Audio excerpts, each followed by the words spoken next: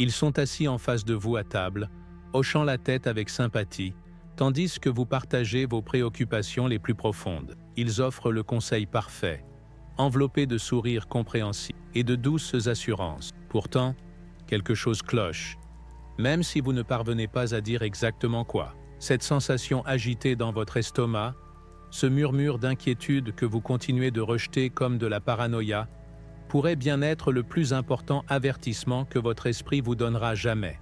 Le mal ne se révèle pas avec cornes et fourches. Il emprunte votre sourire, parle votre langue et porte le masque de tout ce en quoi vous pensiez pouvoir avoir confiance. Les prédateurs les plus dangereux parmi nous ont appris à se camoufler si parfaitement que leurs victimes les défendent souvent bien après que les dégâts sont irréversibles. Il y a 2000 ans, Marc Aurèle écrivait dans son journal personnel que nous devons être des gardiens vigilants de notre propre paix intérieure. Sénèque avertissait que certaines personnes nous vident de notre énergie comme des vampires, tandis qu'Épictète enseignait que notre liberté dépend entièrement de notre capacité à reconnaître et à résister à ceux qui chercheraient à nous contrôler. Ces philosophes antiques comprenaient quelque chose que nous avons oublié dans notre monde moderne. Le mal n'est pas rare, il est simplement bien déguisé.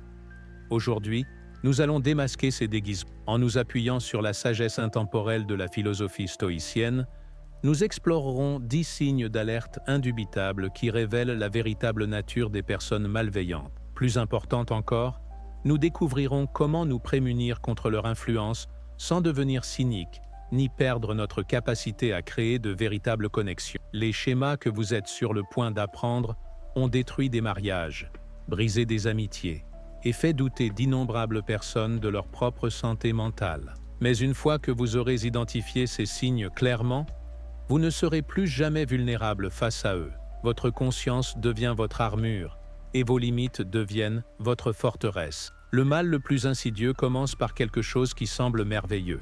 Il débute par des louanges trop belles pour être honnêtes, par des compliments qui frappent exactement là où vous en avez le plus besoin, et par une attention qui ressemble à un rayon de soleil après un long hiver. C'est le piège en velours, conçu pour vous rendre dépendant. Ces individus vous ont étudié plus soigneusement que vous ne vous êtes jamais étudié vous-même. Ils remarquent le moment où un compliment vous illumine, lorsque vous baissez votre garde, lorsque vous commencez à faire confiance. Ils cataloguent chaque faille, comme un collectionneur rangeant ses spécimens précieux, dans l'attente du moment parfait pour s'en servir. Les louanges vous submergent par vagues, toujours au moment même où vous commencez à douter de vous, au juste instant où vous remettez en question leurs intentions. Ils vous couvrent de la validation dont vous ne saviez pas avoir besoin. Ils vous disent que vous êtes brillant quand vous vous sentez stupide, séduisant quand vous vous sentez invisible, compris quand vous vous sentez seul. Ce n'est pas de la gentillesse aléatoire. C'est de la manipulation calculée destinée à créer une dépendance psychologique.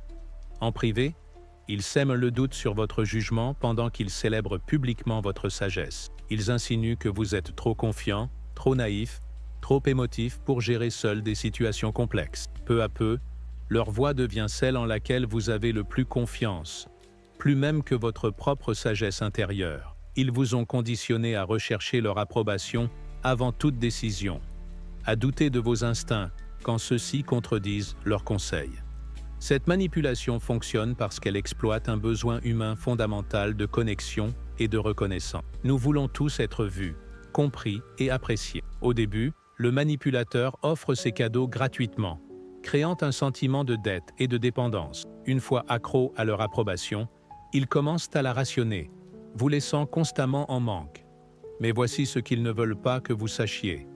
L'admiration sincère ne se construit pas avec des conditions. Les vrais amis célèbrent votre indépendance, pas votre dépendance envers eux. Ils vous encouragent à faire confiance à votre jugement, non à vous reposer sur le leur. Marc Aurèle enseignait que la véritable force vient de l'intérieur, non de la validation extérieure. Quand les louanges de quelqu'un vous font vous sentir diminué plutôt qu'agrandi, quand leur soutien vous oblige à douter de vous-même, vous n'avez pas affaire à un ami, vous avez affaire à un prédateur. Le piège en velours inclut également un charme si parfait qu'il semble presque surnaturel. Ces individus ont perfectionné l'art de devenir exactement ce dont vous avez besoin. Ils sont drôles quand vous avez besoin de rire, sérieux quand vous avez besoin de profondeur, aventureux quand vous désirez de l'excitation. Il semble vous comprendre mieux que quiconque, finissant vos phrases et anticipant vos besoins avec une précision troublante. Ce charme surnaturel n'est pas de la magie, c'est de l'imitation. Ils ont appris à refléter votre propre énergie, créant l'illusion d'une compatibilité parfaite. Ils étudient votre façon de parler, vos centres d'intérêt, vos valeurs, puis se présentent comme le compagnon idéal. C'est l'équivalent psychologique d'un miroir, destiné à vous faire tomber amoureux de votre propre reflet. Le test du véritable charme est simple. Observez leur comportement quand rien ne leur rapporte. Voyez comment ils traitent les employés de service, comment ils réagissent face à ceux qui ne peuvent pas servir leurs intérêts, comment ils agissent quand ils pensent que personne d'important ne les regarde. Le charme authentique n'a pas d'interrupteur. Il ne nécessite pas de public ni de motif. Il existe simplement comme l'expression naturelle de quelqu'un qui prend réellement plaisir à se connecter aux autres. Sénèque écrivait que les actions révèlent le caractère plus clairement que les mots. Une personne vraiment charmante conserve sa chaleur et sa bienveillance même lorsqu'elle n'en retire aucun avantage. Elle ne réserve pas son meilleur comportement aux seules personnes susceptibles de l'aider. Son charme découle d'un intérêt véritable pour autrui, non d'un calcul d'intérêt personnel. Quand un charme paraît trop parfait, trop pratique, trop calibré pour vos besoins, faites confiance à cette sensation d'inconfort. Vos instincts essaient de vous alerter. Les prédateurs les plus dangereux sont souvent les plus séduisants, précisément parce qu'ils ont appris à utiliser l'attraction comme une arme. La réalité devient un champ de bataille quand vous affrontez quelqu'un qui traite la vérité comme une gêne. Ces individus ne se contentent pas de mentir occasionnellement. Ils ont construit des univers parallèles entiers, où ils sont toujours le héros, toujours la victime, jamais le méchant. Ils ne déforment pas seulement les faits, ils déforment votre perception même de la réalité. Leurs mensonges s'empilent en couches, de plus en plus élaborées. Tout commence par de petites incohérences que vous pouvez écarter comme des trous de mémoire ou un simple malentendu. Mais à mesure que vous prêtez plus d'attention, vous remarquez que leur récit varie selon l'auditoire. Les détails changent, les chronologies se réarrangent, et ils sortent toujours grandis de l'histoire. Lorsque vous les confrontez à leurs contradictions, ils n'admettent pas l'erreur. Ils attaquent votre mémoire, votre compréhension, votre capacité à discerner la vérité. Ils insistent pour dire que vous avez mal entendu, mal compris ou mal retenu. Ils affirment ne jamais avoir tenu les propos que vous vous souvenez parfaitement avoir entendus. Ils vous traitent d'hypersensible, de trop littéral, de focaliser sur des détails insignifiants. C'est le gaslighting dans sa forme la plus pure, conçu pour vous faire douter de votre propre raison. Quand vous ne pouvez plus faire confiance à vos perceptions, vous devenez dépendant des leurs. Quand vous doutez de votre mémoire, vous en venez à accepter leur version des faits. Ils ne vous mentent pas seulement, ils vous entraînent à mentir à vous-même. Les manipulateurs de la réalité les plus habiles excellent aussi dans l'art du renvoi de la faute. Dans leurs récits, ils ne sont jamais responsables des résultats négatifs. Quand tout va mal, c'est toujours la faute de quelqu'un d'autre, du mauvais timing ou de circonstances malheureuses. Ils présentent leurs échecs comme des sabotages, leurs erreurs comme des malentendus, leurs blessures comme des conséquences inévitables. Ils ont maîtrisé l'art des excuses élaborées. Chaque échec s'accompagne d'une explication complexe qui les disculpe tout en les faisant passer pour plus admirables face aux difficultés. Ils n'ont pas échoué. Ils ont été sabotés. Ils n'ont pas commis d'erreur. Ils ont été incompris. Ils n'ont blessé personne. Ils ont été contraints à l'impossible. Ce transfert de responsabilité remplit plusieurs fonctions. Ils protègent leur ego de la douleur de l'aveu de leur tort. Ils préservent leur image de personne infaillible. Surtout, ils vous entraînent à endosser la responsabilité de leurs échecs. S'ils ne sont jamais fautifs, quelqu'un doit l'être. Et peu à peu, ce quelqu'un devient vous. Épictète enseignait que la responsabilité personnelle est le fondement de la sagesse et de la croissance. Selon lui, nous devenons plus forts en reconnaissant nos erreurs et en tirant des leçons. Quand quelqu'un refuse systématiquement d'assumer ses actes, il ne cherche pas seulement à échapper à ses responsabilités. Il rejette la possibilité même de grandir. L'antidote à la déformation de la réalité est simple, mais exige de la discipline. Faites confiance à vos perceptions et documentez ce que vous observez. Conservez des traces de vos conversations. Sauvegardez vos messages. Notez les incohérences. Les manipulateurs de la réalité s'appuient sur vos souvenirs faillibles et votre doute de vous-même. Lorsque vous disposez de preuves claires de ce qui s'est réellement passé, leur pouvoir sur votre perception s'effondre. Rappelez-vous que la vérité ne nécessite pas d'entretien constant. Les personnes honnêtes racontent toujours la même histoire parce qu'elles décrivent simplement ce qui s'est produit. Quand le récit de quelqu'un change sans cesse, que ses explications deviennent de plus en plus alambiquées, qu'il attaque votre capacité à percevoir la vérité au lieu de répondre aux faits, vous avez affaire à quelqu'un qui a choisi la fiction plutôt que la réalité. Peut-être le trait le plus glaçant des personnes véritablement malveillantes est leur incapacité totale à ressentir ce que vous ressentez. Ils peuvent observer vos émotions, les analyser, voire les prédire. Mais ils ne peuvent pas les partager. Votre joie ne représente rien pour eux, sinon un instrument qu'ils peuvent utiliser.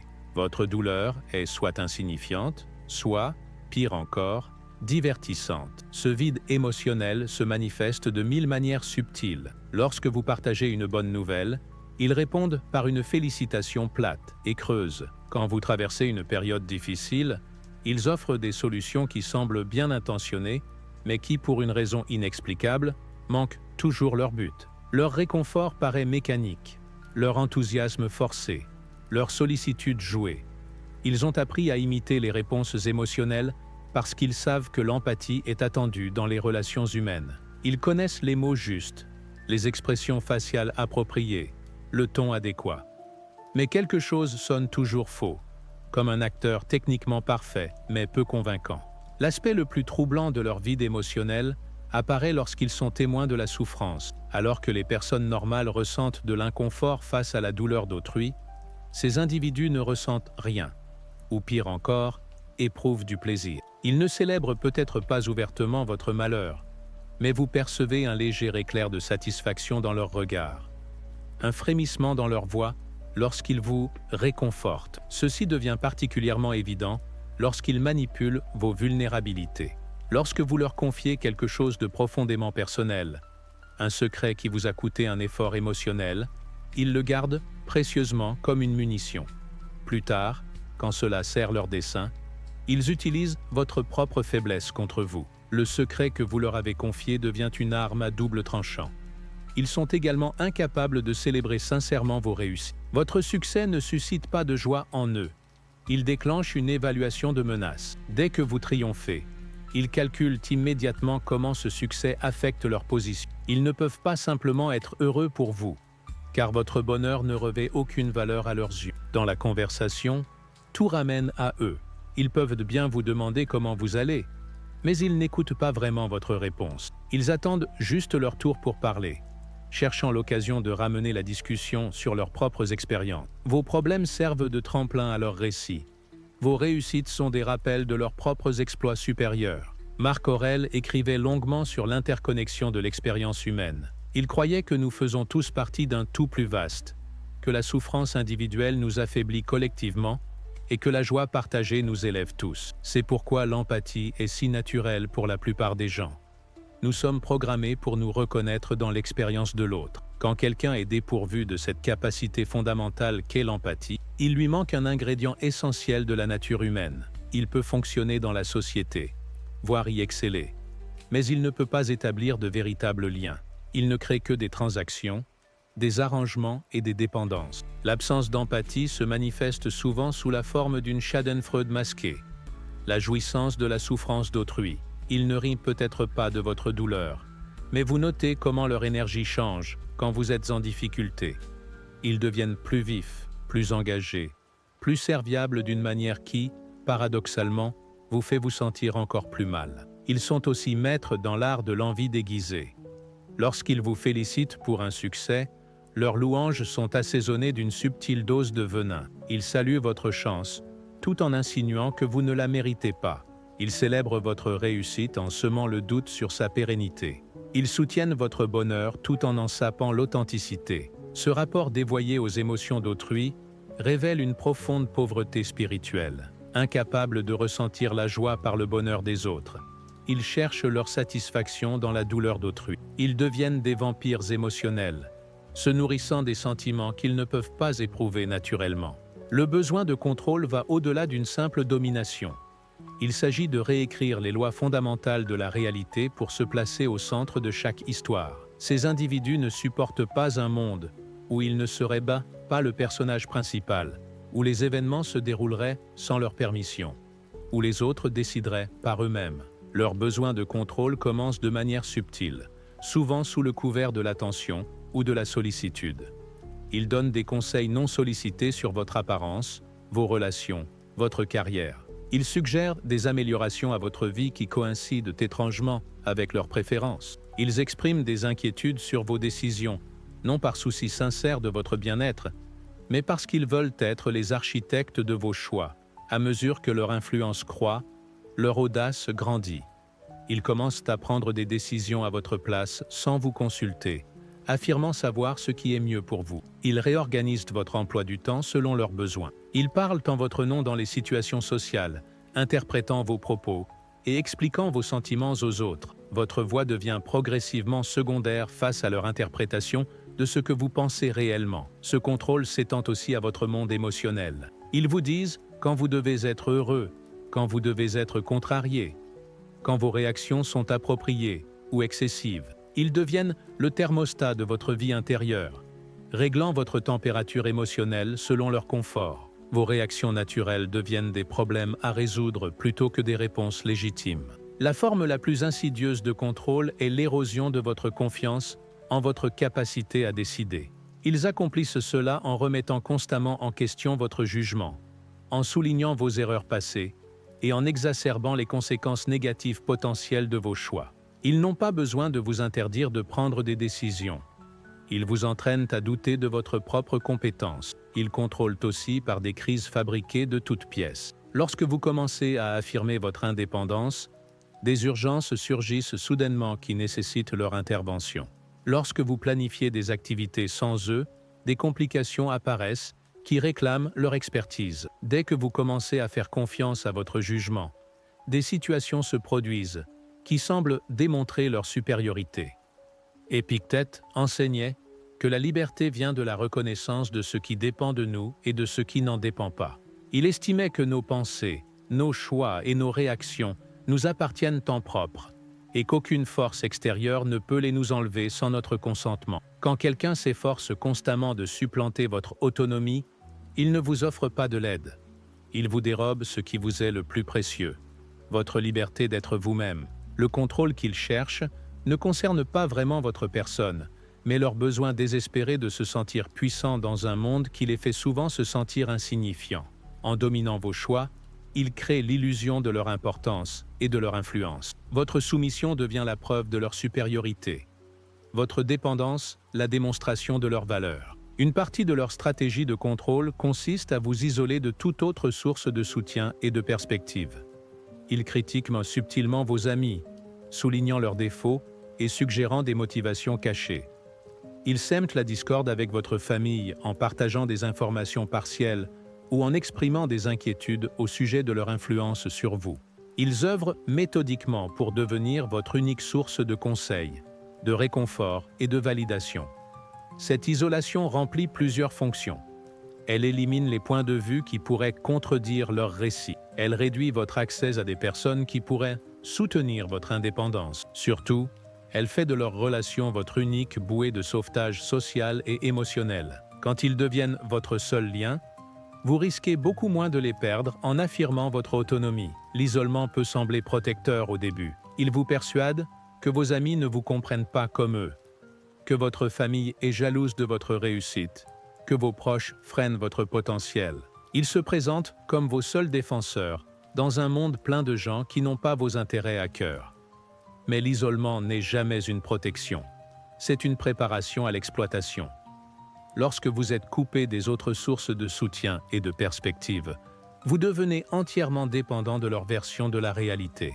Leurs opinions deviennent les vôtres, leurs préférences deviennent les vôtres, leurs objectifs deviennent les vôtres. Vous vous perdez si progressivement que vous ne réalisez pas l'ampleur du piège avant qu'il ne soit presque trop tard. Marc Aurèle écrivait que l'être humain est par nature social, conçu pour travailler en commun pour le bien de tous. Il estimait que l'isolement nous affaiblit, nous rendant vulnérables à nos propres pires pulsions et à la manipulation d'autrui. Quand quelqu'un vous isole méthodiquement de relations saines, il ne vous protège pas, il prépare votre vulnérabilité.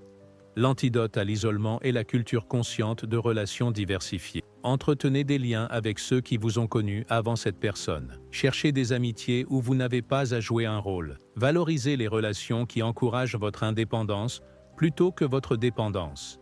Le trait le plus tragique chez les personnes malveillantes est leur incapacité totale à apprendre, à grandir ou à changer.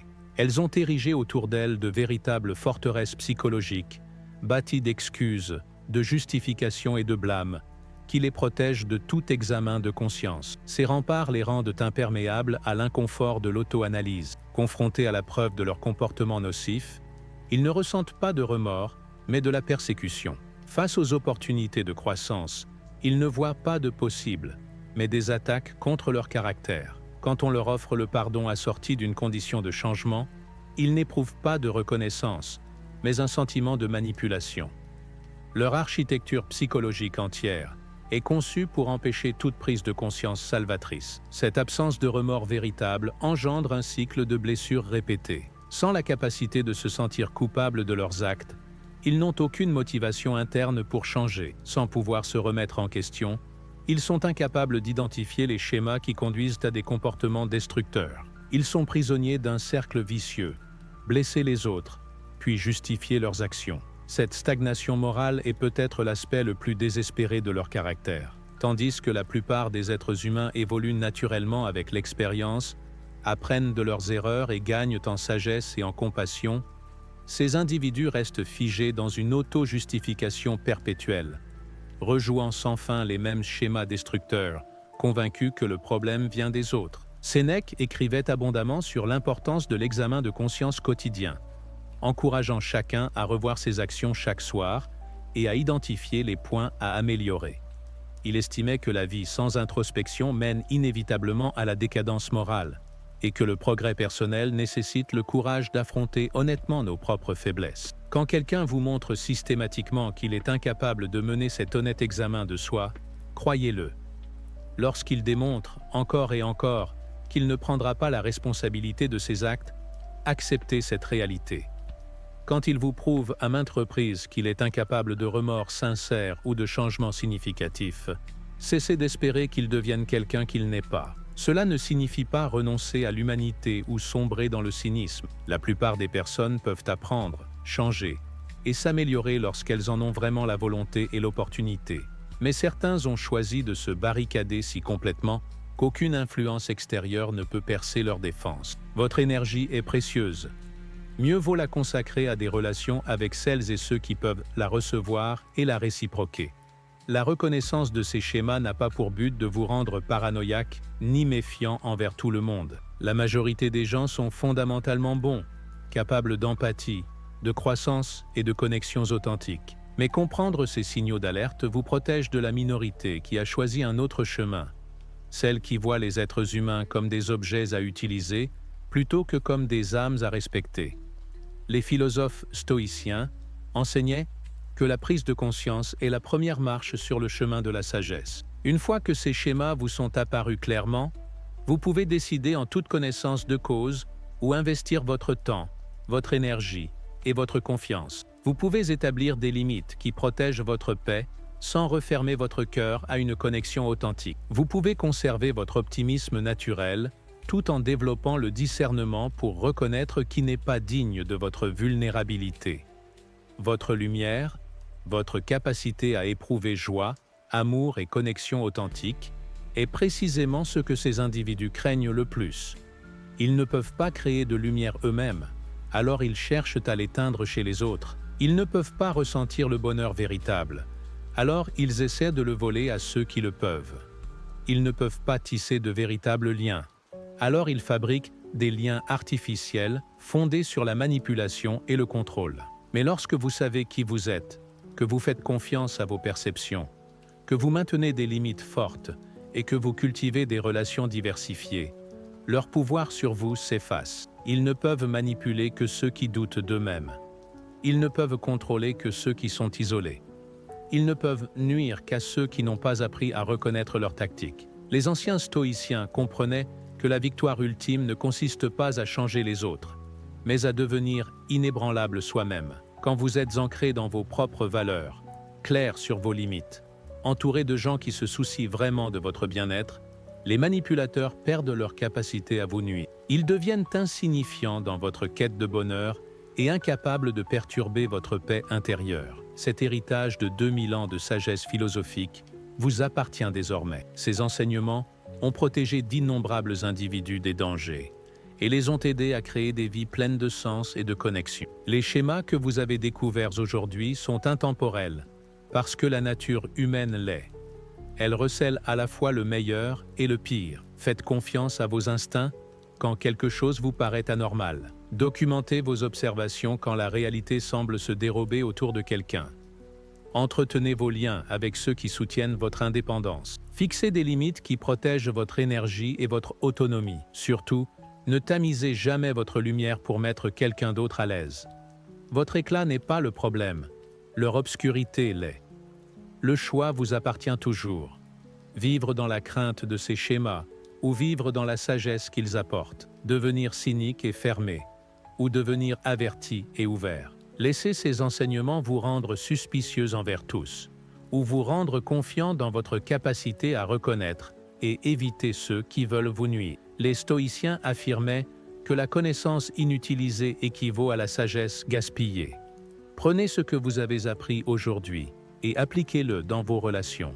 Recherchez ces schémas, faites confiance à vos observations et agissez en conséquence. Votre futur vous remerciera pour les limites que vous poserez aujourd'hui, les connexions que vous protégerez et la lumière que vous n'aurez pas permis à quiconque d'éteindre. Dans un monde où le mal porte souvent un visage amical, votre vigilance devient votre meilleure défense. Dans une réalité où la manipulation se déguise en sollicitude, votre discernement devient votre compétence la plus précieuse. Dans les relations où certains cherchent à contrôler et d'autres souhaitent créer du lien, votre sagesse devient la boussole qui vous guide vers l'amour authentique et vous éloigne des faux semblants.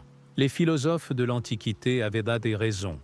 La vie examinée vaut vraiment la peine d'être vécue, et celui qui se connaît ne peut être facilement trompé par les autres. Votre conscience vous rend plus fort, votre compréhension vous rend plus sage, et vos limites vous rendent libre. Protégez précieusement ces dons. Ils forment le socle d'une existence à la fois confiante et lucide. Mais la connaissance sans mise en pratique reste un simple divertissement intellectuel. Le véritable test survient quand vous rencontrez ces schémas dans votre quotidien, quand le charme de quelqu'un semble trop parfait, quand votre réalité se met à vaciller, quand votre indépendance s'effrite sous couvert de sollicitude. C'est alors que votre capacité à identifier ces signaux fera la différence entre liberté et captivité. Souvenez-vous que le mal ne se manifeste pas toujours de façon spectaculaire. Il s'infiltre dans votre vie comme l'eau à travers de minuscules fissures, lentement et sûrement, jusqu'au jour où vous vous retrouvez submergé par la manipulation et le contrôle. La personne qui semblait votre plus grand soutien devient votre plus grand saboteur. La relation qui paraissait vous sauver se mue en prison. C'est pourquoi les stoïciens insistaient sur la vigilance quotidienne. Pas une méfiance paranoïaque, mais une conscience attentive des schémas qui nous entourent. Ils savaient que nos défenses psychologiques, à l'instar de nos muscles, exigent un entraînement régulier pour rester fortes. Dès que nous devenons complaisants, dès que nous cessons de prêter attention aux signaux subtils de notre intuition, nous exposons nos failles à ceux qui veulent exploiter notre ouverture.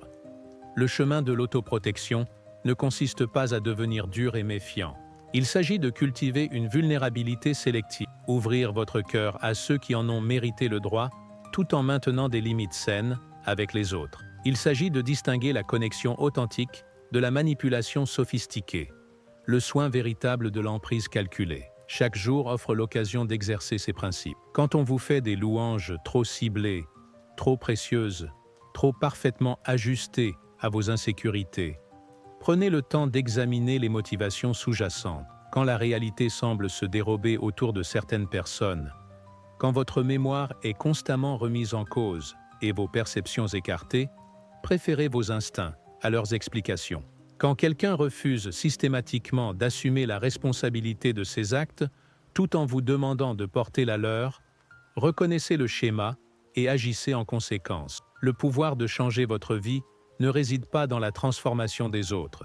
C'est une mission impossible face à l'inébranlable, mais dans votre façon de leur répondre. Vous ne pouvez pas obliger quelqu'un à éprouver de l'empathie, mais vous pouvez cesser de l'attendre de sa part. Vous ne pouvez pas le forcer à dire la vérité, mais vous pouvez arrêter de croire à ses mensonges. Vous ne pouvez pas lui imposer le respect de vos limites, mais vous pouvez poser des limites fermes et en appliquer les conséquences. Cette sagesse dépasse la simple protection personnelle.